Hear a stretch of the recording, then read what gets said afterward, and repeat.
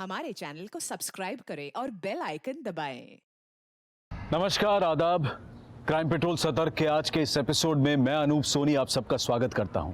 अपराध अक्सर असंतोष से उपजता है और हर अपराध के पीछे कोई ना कोई वजह होती है, फिर चाहे वो सही हो या गलत। लेकिन ये केस कुछ अलग था। जो दिखाई दे रहा था वो सिर्फ छलावा था। विश्वास, रिश्तों और इंसानियत के लिए प्रवेश मानो वर्जित था।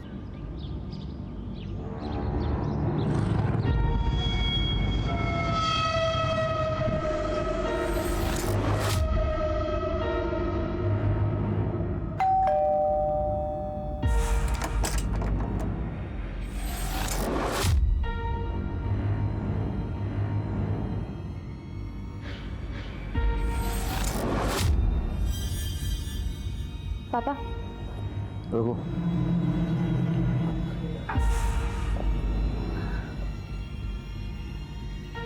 पानी। क्या बात है? आज बिना बोले ही सारे काम हो रहे हैं। कुछ चाहिए क्या तुम दोनों को? वो प्रियंका को कॉलेज टूर के लिए जाना था। इसके सारे फ्रेंड्स भी। तो जय, ये काम तुम भी कर सकती हो, मेरा सिर क्यों खा रही हो? वो नेट बैंकिंग का पासवर्ड मैं भूल गई तो अकाउंट ब्लॉक हो गया है। लाओ, दे दो। तुम भी ना।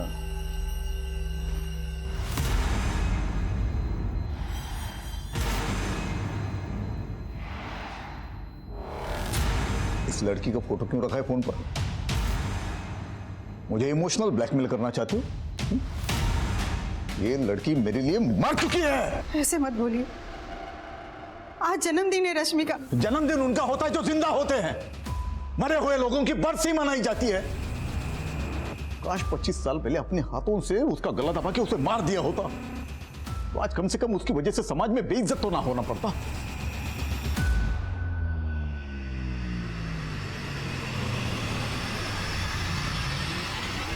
Happy birthday to you.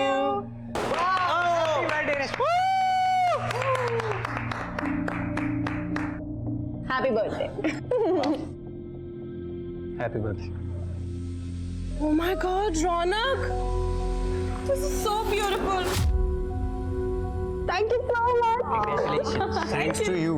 तूने मेरा सोशल मीडिया अकाउंट हैंडल किया और मुझे ये वेब सीरीज मिली। किसी पोस्ट को कैसे वायरल करते हैं ये बंदी जानती है। Guys, see. किसी भी पोस्ट को वायरल या ट्रेंडिंग करने का एक सिंपल फंडा है। बदनाम हुए तो क्या हुआ? नाम तो हुआ ना। पॉइंट है बॉस।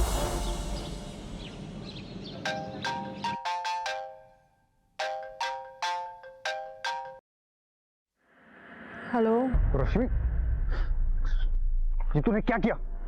रौनक, एक मिनट। क्या हुआ है पहले ये बता। देख, मेरे सामने नाटक मत कर। मेरी इमेज की तो तूने लगा दी है और मेरे घर पर जो तमाशा चल रहा है वो अलग। अगर मेरा करियर डूब गया ना, मैं तुझे जिंदा नहीं छोड़ूंगा। रौनक, पहले बदतमीजी से बात करना बंद करो और आराम से बताओ हुआ क्या है। अभी के अभी मेरा सोशल मीडिया चेक कर जाकर पता चल जाएगा कि कल तूने क्या पोस्ट किया है।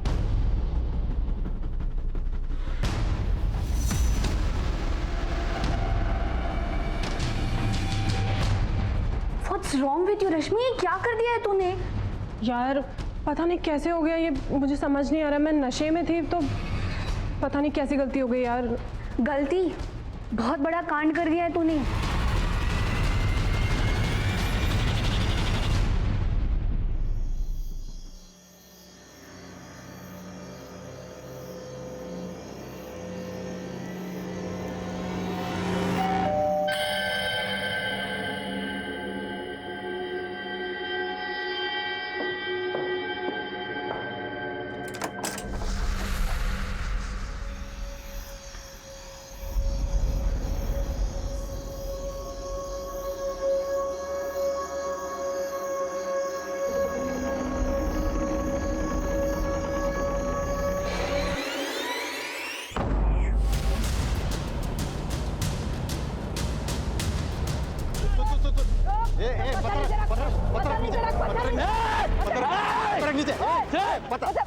पत्थर नीचे रख पत्थर।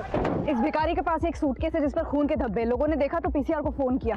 अब ये किसी को पास नहीं फटकने दे रहा सूटकेस के सर। पत्थर नीचे रख, पत्थर नीचे रख, पत्थर नीचे रख, गुप्ता राम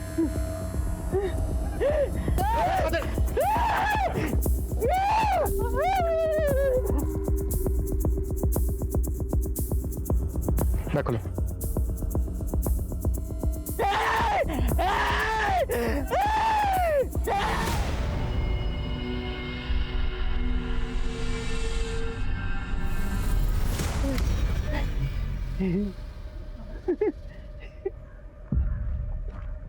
तूने क्या है ना ये सब?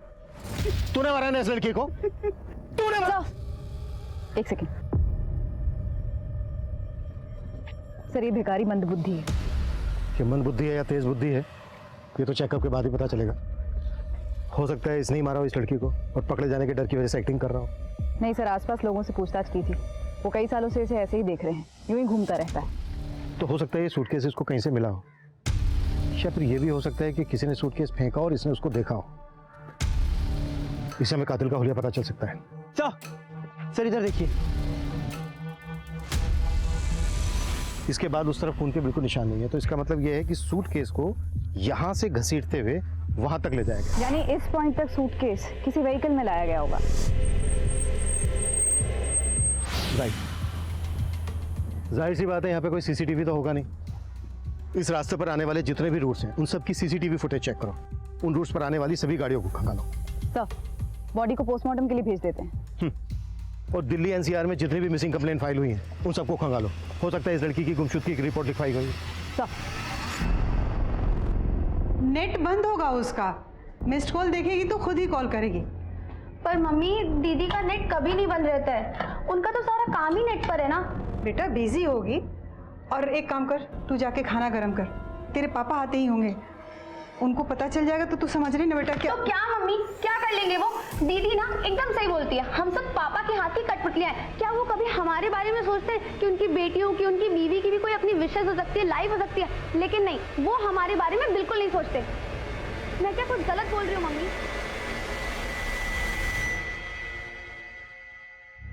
सर विक्टिम के हाथ पे ये टैटू फ्रेंच लैंग्वेज में है, इसका मतलब है my life my rules. My life my rules, बताइए लड़की रेबल टाइप की होगी। वाह दी, कूल है ना? इसका मतलब है मेरी जिंदगी मेरे नियम, मेरी जिंदगी अपने हिसाब से चलाऊंगी, जैसे कि मैं हूँ। तू जानती क्या है ये? क्या कर दिया? मुंह पर तो काली पोत चुकी हो तुम पहले ही, ये हाथ का भी सत्यानाश कर दिया।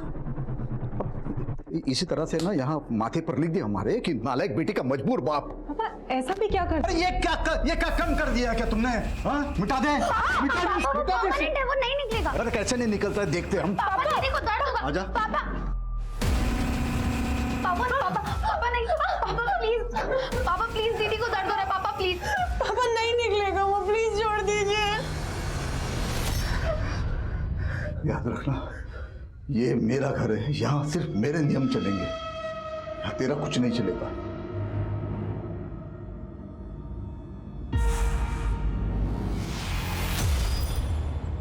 विक्टिम के बारे में और कोई इन्फॉर्मेशन मिली?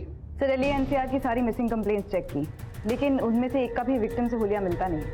प्रतिभा एक काम करो, लड़की के हाथ पे जो ये टैटू बनाया है माई लाइफ माई रूल्स, ये टैटू सभी टैटू आर्टिस्ट को दिखाओ। हो सकता है जिस आर्टिस्ट ने टैटू बनाया होगा उसके जरिए से लड़की की पहचान पता की जा सके। और एक बात, लड़की ने जो ये कपड़े पहने, देखो इन कपड़ों के जरिए इसकी पहचान पता की जा सकती है। सर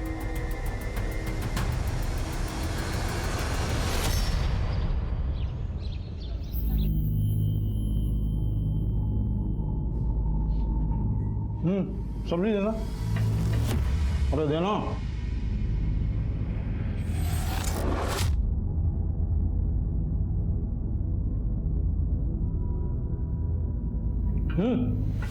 तोल के डाल दे क्या? डाल दे। थोड़ी बची है, मेरे और अंजलि के लिए रखी है। कमाता है उसको भूखा रखेगी, खुद पेट भर के ठूस ठूस के खाएगी। वो भी तो भूखी है।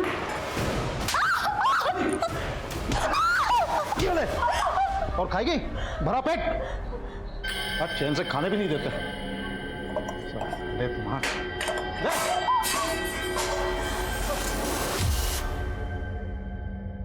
पोस्टमार्टम रिपोर्ट में लड़की की उम्र लगभग 25 साल है। मौत गला घुटने की वजह से। लाश सुबह 10 बजे मिली, लेकिन मौत 7-8 घंटे पहले ही हो चुकी थी। लाश 10 बजे मिली और उससे 7-8 घंटे पहले मर्डर हो चुका था। मतलब रात के कोई 2 से 3 के बीच में मर्डर हुआ होगा। जी सर। बॉडी के टुकड़े मारने के बाद किए गए, वो भी किसी तेजधार हथियार से। Sexual assault? बहुत ही ब्रूटली हुआ है। प्राइवेट पार्ट बुरी तरह से डैमेज। टैटू के जरिए लड़की के बारे में कुछ पता चला? तो सभी टैटू आर्टिस्ट का यही कहना है कि ये tattoo my life my rules 1-2 साल पहले काफ़ी पॉपुलर हुआ था। तब कई लोगों ने बनवाया था। इनफैक्ट सर, लड़की के कपड़ों से भी कोई क्लू नहीं मिला है। प्रतिभा, एक काम करो, लड़की की फोटो सभी न्यूज़पेपर में पब्लिश करवाओ, शायद कोई आइडेंटिफाई कर ले। सर, सरकार ने कल से धारा 144 लागू कर दी है। सुना है बहुत खतरनाक बीमारी है ये। अब बता, चाइना में तो कई लोगों की मौत भी हो गई वायरस की वजह से। अब पता नहीं क्या क्या दिन दिखाएगा ये कोरोना यार।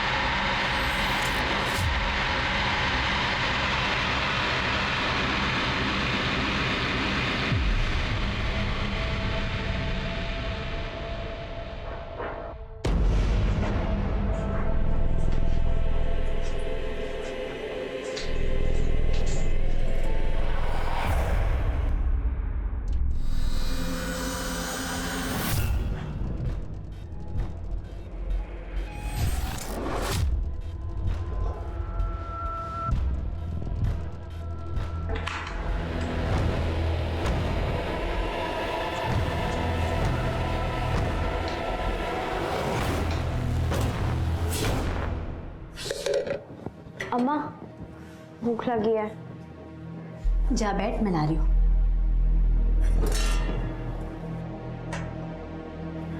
माँ, हाँ, सब्जी नहीं बनी? तेरे बाबा के लिए रखी है बेटा। तू जानती है ना, अगर उन्हें कम पड़ा तो हम दोनों को खा जाएंगे। पता नहीं कब पीछा छूटेगा उस आदमी से। ऐसा नहीं बोलते बेटा, जैसे भी हैं तेरे बाबा हैं, और हमें जो भी मिल रहा है ना उन्हीं की वजह से मिल रहा है, समझी? इंदु भाभी, गणेश भैया का एक्सीडेंट हो गया, जल्दी चलिए।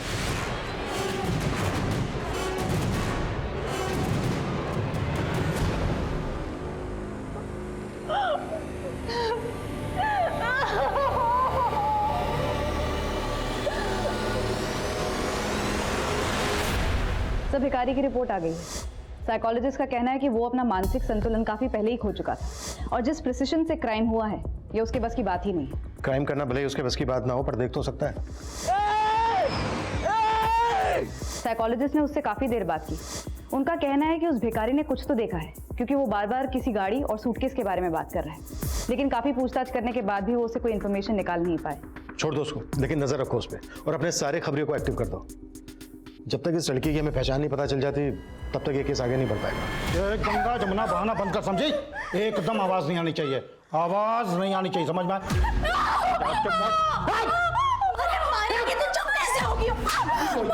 अरे ऐसा नहीं मानोगे तुम लोग।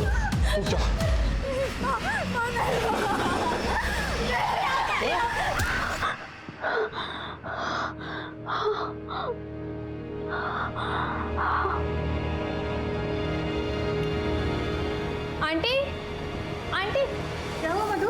आज का आपने न्यूज़ देखा? नहीं देखा? क्या बात है? आंटी, दिल्ली पुलिस को एक लड़की की लाश मिली है जिसके हाथ पे टैटू बनाए, जैसे रश्मि के हाथ पे बना था। जब मैंने फोटो गौर से देखी तो ये देखिए।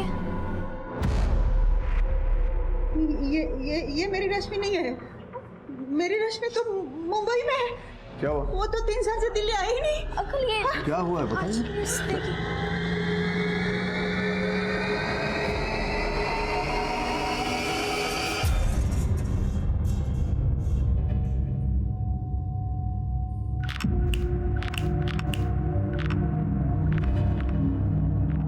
बेटा डरो मत, वो लड़के तुम्हें नहीं छेड़ेंगे अब। अच्छा बताओ, भूख लगी है?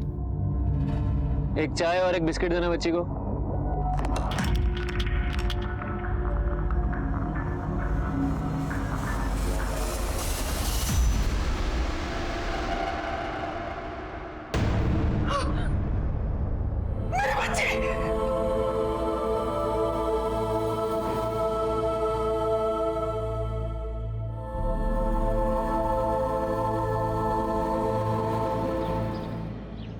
रश्मि तो मुंबई में रहती थी। जब हमने अखबार में खबर पड़ी। माधव जी, आप हमें रश्मि का मोबाइल नंबर दे दीजिए। मोबाइल? सर, वो रश्मि दीदी का फोन चोरी हो गया था, तब से उन्होंने नया नंबर नहीं लिया। ठीक है, आप हमें रश्मि का पुराना मोबाइल नंबर और मुंबई का एड्रेस दे दीजिए। आप लोगों की आखिरी बार कब बात हुई थी रश्मि के साथ? 6 दिन पहले ही बात हुई थी इंटरनेट पर। मुंबई में ही हो प्रियंका, और कहाँ जाऊंगी? रश्मि दीदी 3 साल हो गए, अब तो घर आ जाओ। देख, मैं उस जेल में वापस नहीं आ सकती, वरना जेलर साहब और पापा मेरी जान ले लेंगे। हाँ, इंटरनेट के थ्रू ही बात किया करते थे। रश्मि कौन सी कंपनी में काम करती थी? कंपनी का तो नहीं पता, लेकिन किसी टैलेंट मैनेजमेंट कंपनी के साथ वो काम करती थी। रश्मि अगर मुंबई में रहती थी तो उसकी लाश यहाँ दिल्ली कैसे पहुंची होगी? मुंबई पुलिस से कांटेक्ट करो और रश्मि की सारी इंफॉर्मेशन निकालो। एक तरफ रश्मि के कातिल की तलाश पुलिस को मुंबई ले गई थी, तो दूसरी तरफ दिल्ली से सटे गाजियाबाद में भी एक बहुत ही बड़ी घटना घटी। सर, ये कुमार जायसवाल का घर है। सर, बड़े ही दबंग आदमी थे, अपने वार्ड के पार्षद भी रह चुके हैं। लाश से बदबू भी बहुत आ रही है, लेकिन ये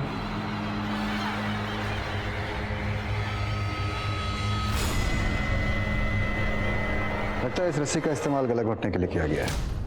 कांस्टेबल, इसको फॉरेंसिक जांच के लिए भेजो।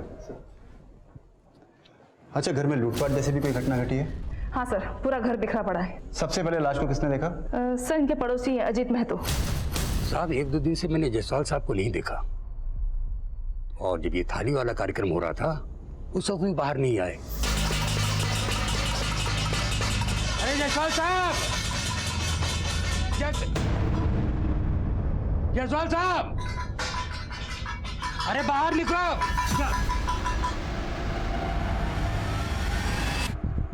और कौन कौन है इनके परिवार में? जायसवाल जी का बड़ा बेटा जो है वो तो यूएसए में रहता है, और बेटी महिमा जो है मुंबई में। यहाँ पर इनके साथ इनका नाती आरव रहता है बस। और आरव अब कहाँ है? आरव को तो मैंने कई दिनों से नहीं देखा। लास्ट टाइम जब मैं उसको देखा था तो अपने ही घर में चोरी करता है। अपने ही घर में चोरी करता है। जी, क्यों मार रहे हैं आरव? अरे नशे ही हो गया 1 नंबर का, अपने ही घर में चोरी करता है। साहब, आरव को तो नशे की लत पड़ गई थी, और इसके लिए उसने घर में कई बार चोरी भी किया है।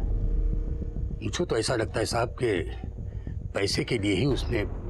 सब पूरा घर छान लिया, सारी कीमती चीजें चोरी हो चुकी है। सर, जायसवाल साहब के पास एक गन थी, वो मिली होगी आप लोगों को। उनके पास गन? जी सर, पूरा घर देख लिया, कोई गन नहीं मिली। सर, रश्मि की बहन प्रियंका ने हमें जो उसका मुंबई का एड्रेस दिया था वो फेक है सर। रश्मि की फैमिली कहती है कि रश्मि मुंबई में रहती थी, वो दिल्ली कभी वापस लौटी ही नहीं। अब या तो रश्मि ने अपनी फैमिली से झूठ बोला या फिर रश्मि की फैमिली हमसे झूठ बोल रही है।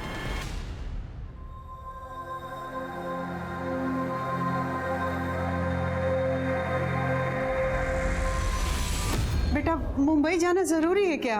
हाँ माँ, मेरी ड्रीम जॉब है। जो सैलरी मुझे मुंबई में मिलेगी वो नोएडा।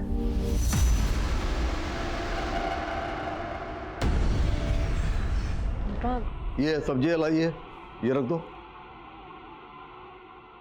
अगर मेरी मर्जी के खिलाफ इस दहलीज के बाहर किसी ने कदम भी रखा तो दोबारा वापस नहीं आ पाएगा। ठीक है पापा, नहीं आऊंगी वापस, आई प्रॉमिस। तो जाओ और वापस मत आना, और आ गई ना गलती से तो गला दबा के यहीं पे खत्म कर दूंगा तुम्हें, तो काट काट के फेंक दूंगा तुमको।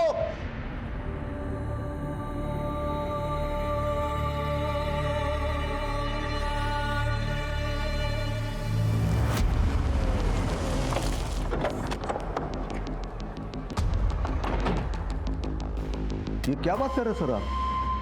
हम आपसे झूठ क्यों बोलेंगे भला? देखिए, पहली बात तो मेरी रश्मि से कभी बात होती नहीं थी, ये प्रियंका की बात होती रहती थी। तो प्रियंका तो बता देना उनको। रश्मि जब मुंबई से तुझे फोन करती थी और जब मुंबई में रहती थी कहाँ कहाँ घूमने जाती थी सब बताती थी ना तुझे, तो बता देना इनको। सर, रश्मि दीदी मुंबई में ही रहती थी, मलाड में। वो दिल्ली में रहती थी, उन्होंने कभी मुझे ऐसा बताया नहीं। और वो मुझसे क्यों झूठ बोलेंगी सर? प्रियंका, अगर कोई ऐसी बात है जो तुम अपने माँ बाप के सामने हमसे नहीं बताना चाहते तो एक मिनट माधव जी, एक मिनट, तो तुम हमसे अलग से भी बता सकते हो। नहीं सर, ऐसी कोई बात नहीं। ये रश्मि का परिवार हमसे झूठ बोल रहा है और एक दूसरे से भी। रश्मि की फैमिली पे नजर रखो सर। और सर, रश्मि के पुराने नंबर की डिटेल्स कल तक आ जाएंगी। वो किन किन लोगों के साथ टच में थी ये भी पता चल जाएगा। रश्मि के दोस्तों से मिलते हैं। हो सकता है जो बात हमें रश्मि की फैमिली नहीं बता रही उसका दोस्त बता। सर कुमार जायसवाल का नाती आरव, उसका अभी तक कुछ पता नहीं चला है। लेकिन सर एक काम की खबर हाथ लगी है। एक ड्रग पेडलर अंकुर है, उसके साथ इस आरव का उठना बैठना था। ठीक है, ये माना कि अंकुर आरव को ड्रग सप्लाई करता था, लेकिन इससे कहीं साबित नहीं होता कि उसका मर्डर से कोई लेना देना हो सकता है सर, क्योंकि अंकुर ने आरव को ड्रग्स दिए थे बेचने के लिए, लेकिन ये नशे का आदी आरव, उसने सारे ड्रग्स खुद ही उड़ा दिए। तब तो ये अंकुर आरव के पीछे हाथ धो करके पड़ गया होगा अपने नुकसान की भरपाई करने के लिए। जी सर, घटना के 3 दिन पहले आरव गया था अंकुर को पैसे देने के लिए, लेकिन कुमार जायसवाल ने इन दोनों को देख लिया था। अपने खबरियों से कहो इस अंकुर की कुंडली खंगाले। सर रश्मि के फादर माधव अंकल बहुत कंजर्वेटिव और गुस्सैल आदमी है। ऊपर से वो रश्मि से तो बहुत ज़्यादा ही चिढ़ते थे। एक बार तो अच्छा सुनना, वो फाइल प्लीज आज मुझे कंप्लीट करके दे दे। हाँ, और मेरी फाइल रहेगी, वो भी ईमेल मैं करना था लेट हो रहा मुझे। हूँ, जो निकलना है, और कल तुम्हें कब करना बता देना मेरे को, ठीक है? चलो हाँ ठीक है। पापा वो बीच रास्ते में और लड़कों के साथ लिपटने चिपकने के लिए तुमको आदत दी चाहिए थी। पापा ये दोस्त है मेरे। दोस्ती का मतलब बताया मैं। चल घर चल, चल घर चल, बताते हैं तुमको। और फिर घर ले जाने के बाद भी उसकी बहुत पिटाई की। उसके बाद से तो रश्मि ने शहर भी छोड़ दिया। फिर मेरा भी कोई कांटेक्ट नहीं रहा उससे। क्या रश्मि वाकई किसी के साथ रिलेशनशिप में थी? I am not very sure sir, लेकिन ऑफिस से कई बार वो हाफ डे लेकर निकल जाया करती थी, तो मुझे भी ऐसा लगा कि शायद she is seeing someone, but उसने मुझे ऐसा कभी बताया नहीं। क्या रश्मि के फादर माधव का रश्मि की हत्या में हाथ हो सकता है? I am not sure sir, पर मैं रश्मि को उसके कॉलेज के टाइम से जानती हूँ। कॉलेज में वो किसी भी लड़के से बात नहीं करती थी, अपने पापा के डर की वजह से। उसके पापा ने अपनी दोनों बेटियों को धमका के रखा था कि किसी भी लड़के से बात की तो वो जान से मार देंगे। ये क्या बोल रहे सर आप?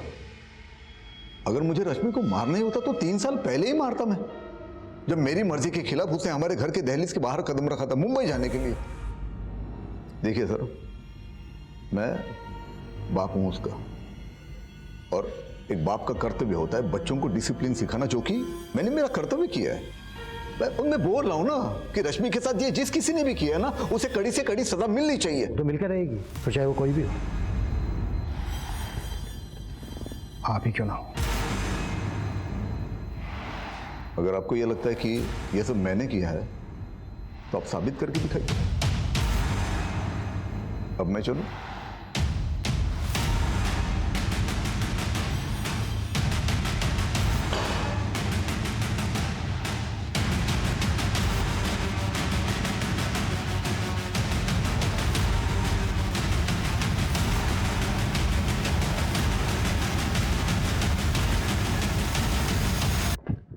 सर, रश्मि के कॉल रिकॉर्ड्स आ गए।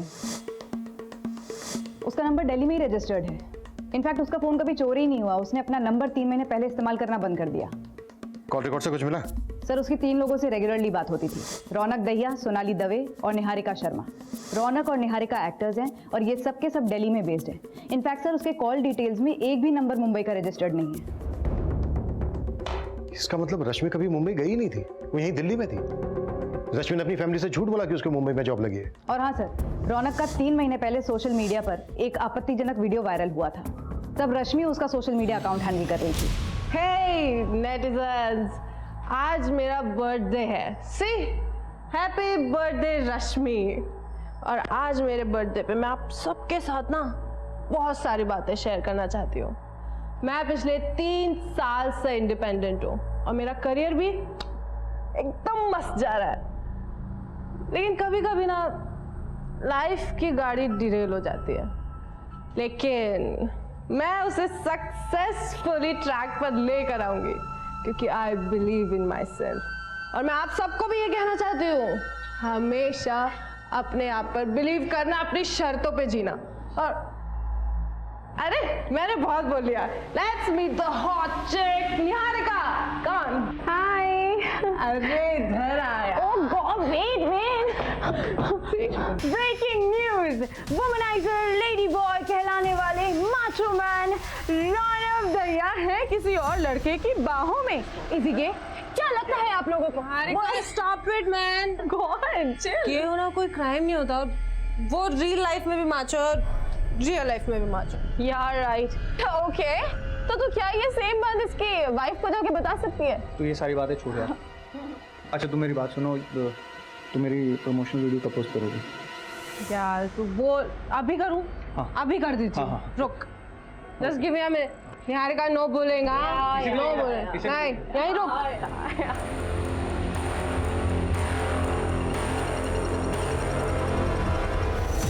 अगर मेरा करियर डूब गया ना, मैं तुझे जिंदा नहीं छोड़ूंगा। रौनक, पहले बदतमीजी से बात करना बंद करो और आराम से बताओ हुआ क्या है। अभी के अभी मेरा सोशल मीडिया चेक कर जाकर, पता चल जाएगा कि कल तूने क्या पोस्ट किया।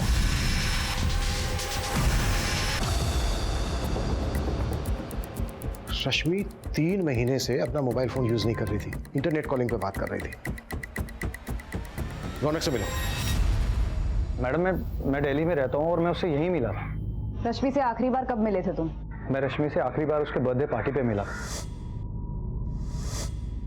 उस रात को मैं कैसे भूल सकता हूँ? उस रात की एक वीडियो ने मेरा पूरा करियर बर्बाद कर दिया। मेरी वाइफ मुझे छोड़कर चली गई। मुझे तो लगता है कि उसे उसके किए की सजा मिल गई। बहुत बड़ा ब्लंडर कर दिया था रश्मि ने सर, इसलिए उसे कुछ दिनों के लिए अंडरग्राउंड होने को बोला था मैंने। और तकरीबन 3 महीने पहले उसने अपना फ़ोन इस्तेमाल करना छोड़ दिया था और अपना नंबर फिर उसने दोबारा कभी यूज़ नहीं किया। रश्मि यहाँ दिल्ली में कहाँ रहती थी? यही साउथ दिल्ली में रहती थी। रश्मि यहाँ जो साउथ दिल्ली में रहती थी वो एड्रेस देंगे आप हमें? या श्योर।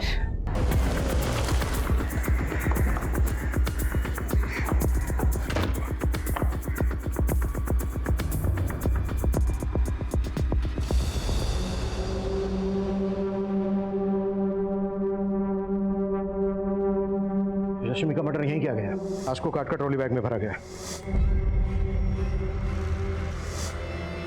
पूरा घर चेक करो, कुछ भी छूटना नहीं चाहिए। मर्डर के बाद ब्लड साफ करने की कोशिश की गई है, फिर भी ब्लड के निशान छूट गए। वो जो एक्टर है रौनक, उसकी कुंडली निकालो, उसके पास तगड़ा मोटिव है मर्डर करने का। आसपास चेक करो कि कोई सीसीटीवी है क्या। अगर मिलता है तो मर्डर वाले दिन की फुटेज चेक करो और रश्मि के मोबाइल का IMEI नंबर निकालो, पता करो कि उसमें कोई दूसरा नंबर एक्टिव हुआ था क्या।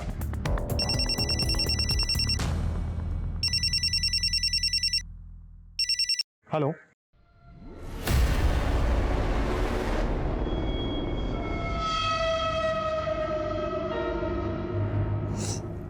सब आपकी वजह से हुआ है ना। आप बेवजह शक करते उस पे और ना 3 साल से हमारी बच्ची इसी शहर में रह रही थी, लेकिन एक बार हमसे मिलने तक नहीं आई। इसी बात को तुम समझ नहीं रही हो जया? 3 साल से इसी शहर में थी ना, फिर भी उसने तुमसे झूठ बोला। अपने घर से ज्यादा उसे अपनी आजादी प्यारी थी।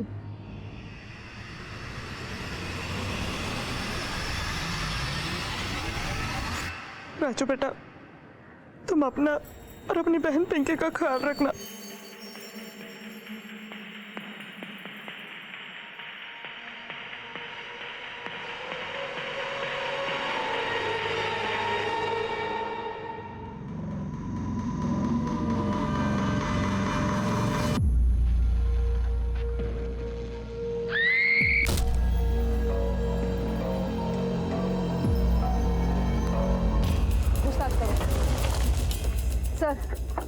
सर ये फैमिली 4 महीने पहले ही यहाँ शिफ्ट हुई थी। हरीश एक प्राइवेट कंपनी में जॉब करता था, लेकिन कोविड के कारण वो कंपनी बंद हो गई। आइए सर, एक बॉडी बेडरूम में भी है, ये देखिए सर। हरीश की पत्नी सुषमा के सीडीआर में 1 नंबर सस्पिशियस मिला है। पिछले 2 दिन में इस पर कई बार लगातार बात हुई है। हेलो, नंबर आगरा का है, किसी ललिता श्रीवास्तव का। अभी स्विच ऑफ है।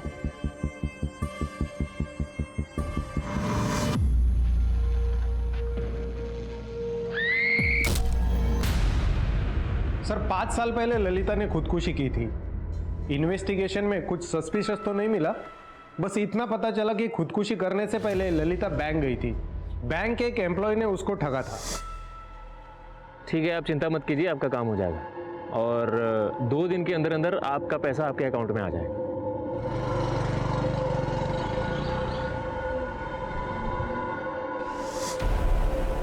कौन था वो? ये केशव नाम है इसका। इसने ललिता को वादा किया था उनके जमीन पर वो लोन दिलवाएगा, लेकिन जमीन को धोखे से बेच दिया। अभी तक हमारे हाथ नहीं लगा है। ठीक है, तुम हमें इसकी सारी डिटेल्स दो। सर, कौन हो सकता है वो जो 5 साल पहले मिली ललिता के मोबाइल नंबर से हमारी दूसरी विक्टिम सुषमा से बात कर रहा था? हाँ प्रतिभा। सर, रश्मि के मोबाइल के IMEI नंबर से एक नए नंबर का पता चला है। उसका CDR निकाला तो पता चला वो किसी मनीष अग्रवाल नाम के आदमी से टच में थी। मैं आगरा से निकल रहा हूँ, थाने बुलाओ उसको।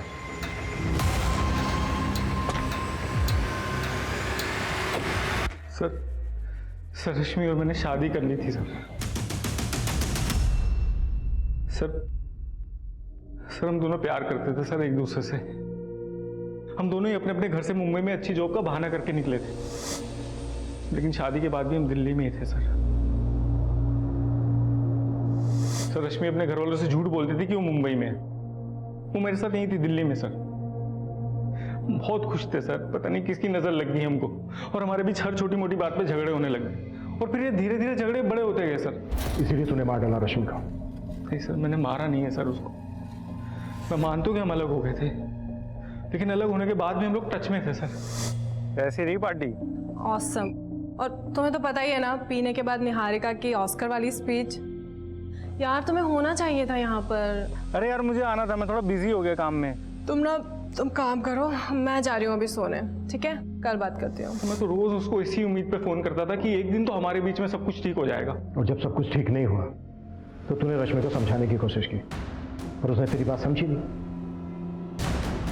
इसलिए मार डाला रश्मि को तूने। मैंने मारा नहीं है सर उसको सर मैं प्यार करता था उससे, उसे अपनी जिंदगी में वापस लाना चाहता था। तो जितना अपने आप को शरीफ दिखाने की कोशिश कर रहा है ना, उतना है नहीं।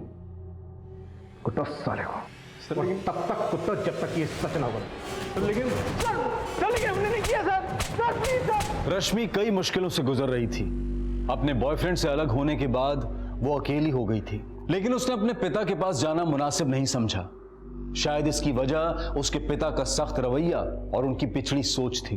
पुलिस इस केस में काफी आगे निकल चुकी थी, लेकिन इस साजिश का मास्टरमाइंड उनसे 2 कदम आगे था और अपने अगले शिकार पर घात लगाए बैठा था।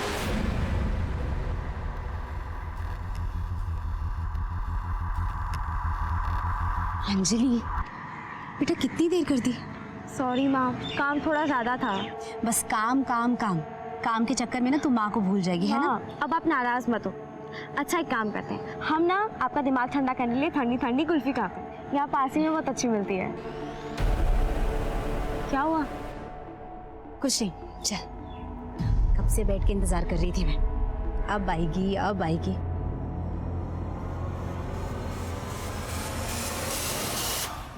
सर, पिछले हफ्ते गाजियाबाद में एक सीनियर सिटीजन का मर्डर हुआ। नाम कुमार जायसवाल।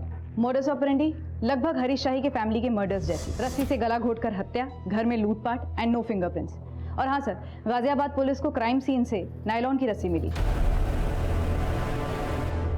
नायलॉन की रस्सी? कोई अरेस्ट हुआ था उस केस में? 2 लोग सस्पेक्ट हैं। विक्टिम का नाती आरव, जो कि ड्रग एडिक्ट है, और उसका ड्रग डीलर अंकुर। ये दोनों लोग फरार हैं। सब पूछताछ में पता चला है पिछले 2-3 हफ्तों में गाजियाबाद और गुड़गांव में इस तरह की घटनाएं होती रही हैं। मतलब रस्सी से गला घोंटकर हत्या और क्राइम सीन से कोई फिंगरप्रिंट नहीं। वो हरीश शाही केस की फाइल देना।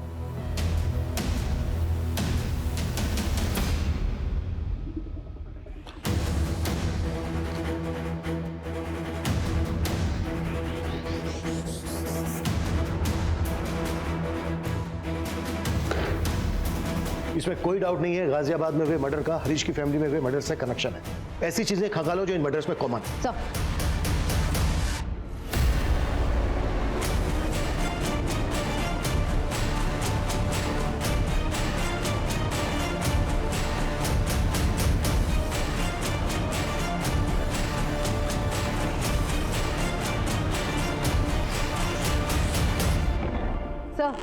गाजियाबाद, फरीदाबाद और गुड़गांव के जिन घरों से लूटपाट और मर्डर के केसेस रिपोर्ट हुए हैं, वहाँ पड़ोसियों से बातचीत की तो उन्होंने बताया कि उन्होंने कुछ भी सस्पिशियस नोट नहीं किया।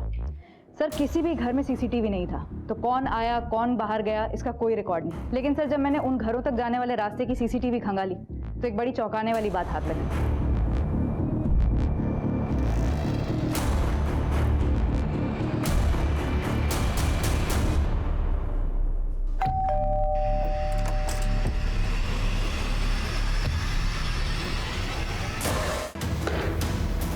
इसमें कोई डाउट नहीं है गाजियाबाद में हुए मर्डर का हरीश की फैमिली में हुए मर्डर से कनेक्शन है। ये देखो, दोनों ही केसेस में ब्लड टेस्ट करवाए गए हैं, वो भी एक ऐसी कंपनी से जो ब्लड सैंपल घर पर लेने आता है।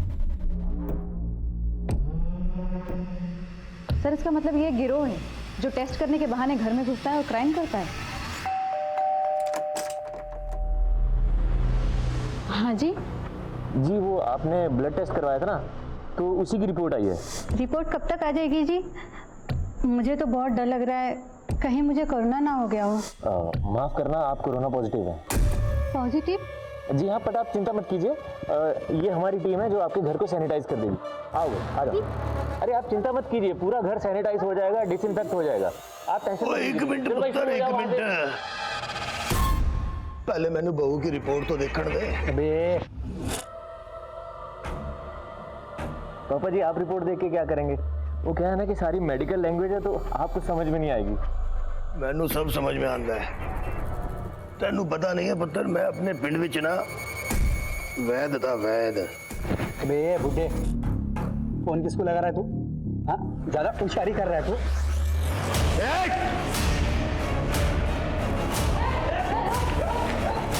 उतारो सबके नकाब।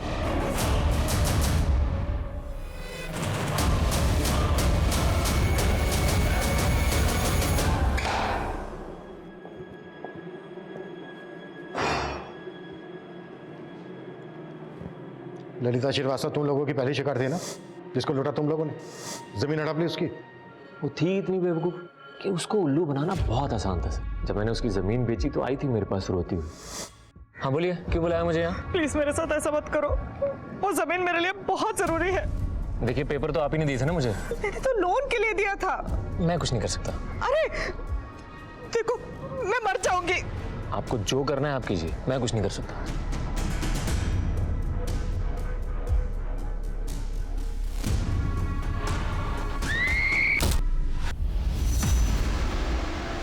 सीधे बोलो, किस किस का क्या क्या रोल था?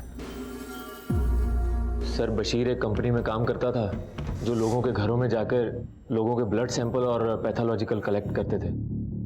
और सर फिर यही हमें बताता था कि किस किस घर में कितने लोग रहते हैं और उनकी कितनी प्रॉपर्टी है। फिर अंजलि हर जगह जाके रेकी करती थी। हाँ सर, बहुत ही बेकार हालत में मिली थी सर मुझे, एकदम भूखी प्यासी। मेरे बाप से भी बढ़कर है वो, हमेशा अपनी बेटी की तरह ख्याल रखा। तब से मैं श्याम के साथ ही काम करती हूँ। जब हम लोग घर मार्क कर लेते थे तो उसके बाद अंजलि उस घर में जाकर ये देखती थी कि इस घर में कौन कितने बजे आता है, कितने बजे जाता है, कितने लोग रहते हैं, वो हमें पूरी रिपोर्ट देती थी। और सर नीलेश इस बात का ध्यान रखता था कि गाड़ी को कहाँ रोकना है, कहाँ से निकलना, ताकि हम लूट करके फटाफट उस रास्ते से निकल जाए। और सर फिर हम पूरी तैयारी के साथ लोगों के घरों में जाते थे। रश्मि को भी तुम ही लोगों ने मारा ना? जी, सब पता कर लिया है हमने। मेरे पास भी रश्मि के केस में एक लीड है। रश्मि ने अपने मर्डर से एक दिन पहले सेम कंपनी को अपने ब्लड टेस्ट के लिए सैंपल दिया था। और ये बोलो, रश्मि के साथ अलग क्यों? रश्मि का मर्डर हमारे प्लान में शामिल नहीं था। ये तो सब इसकी वजह से हुआ सर। हम लोग एक्चुअली 18 तारीख को उसका घर लूटने वाले थे, लेकिन ये भी पहुंच गया उसके घर पे। तब वो अंजलि के साथ रेकी पर गया था, तब दिखी थी पहली बार रश्मि। उसको देखते ही मेरा बत्ती जल गया साहब। उसकी बॉडी को काटा क्यों? साहब वो बैग के अंदर बॉडी आ नहीं रही थी। तो कितने लोगों को लूटा तुम लोगों ने? सर यही कोई 500-550 लोगों को ठगा होगा। इनकी चीखें 1 किलोमीटर दूर तक सुनाई देनी चाहिए पुलिस स्टेशन के। ये लो कुत्ता सालों को।